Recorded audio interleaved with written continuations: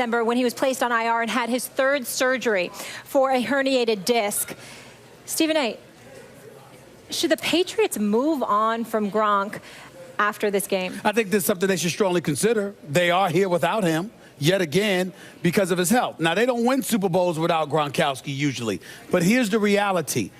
There's a fragility factor. He's relatively fragile. If you can get prime value for him, you do it. If you can't, you don't let him go for nothing. But he's not reliable only because of his health. Yeah, this is the thing about Belichick. This is what I said earlier. In a hard cap league, the GM, their job, number one, is allocate your resources properly, price commodities, meaning players, exactly right in the draft, with free agency, etc. And Gronk is ridiculously great at his position, but his health is an open question. If they win the Super Bowl without him, I think that shows you that if you can get something good, you move him. If that's the case, which team should target him?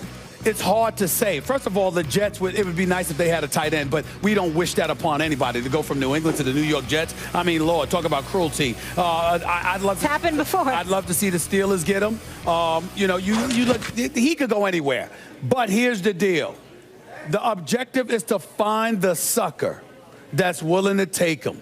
There's a sucker born every minute in a front office of a professional sports team. Somebody is desperate enough to give the house to get something. A healthy Gronk. You find those dudes. Stephen A. is right. A healthy Gronk makes every single team better as long as he's healthy. But the fact that he's not, it does have to be a sucker to give up a lot.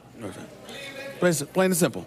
The other thing that I wanted to focus in on, though, is not having Gronk. How much of an advantage is this for Atlanta? Because I remember us saying if they didn't have Gronk, there's no chance they're getting the Super Bowl. They got to the Super Bowl without him. You thought it was a huge advantage, and then Chris Hogan shows up, and he catches 9 receptions for 180 yards, which is the same as Julio Jones. With Bill Belichick, as Max keeps saying, you never know who's going to step up. It's next man up. It's your day. Not to mention the fact that Belichick is the type of dude that would use Gronk as a decoy so somebody else could step up. It's not as big a deal as you think. Follow this logic for a second. A little counterintuitive. Because you're playing into an Atlanta weakness, you don't need as much of a strength there. So actually losing Gronk, because they're already weak there and Bennett can exploit that, is not as big a deal as it would at first seem.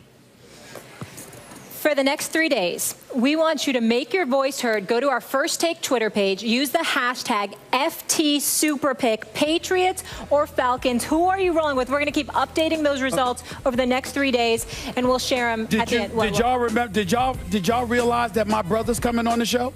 Who? Ludacris, my brother. We look just alike.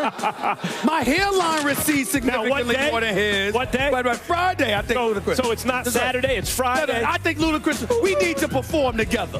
Oh, stop it. He can sing, and I What's your can talk. talent? He can sing and I can talk.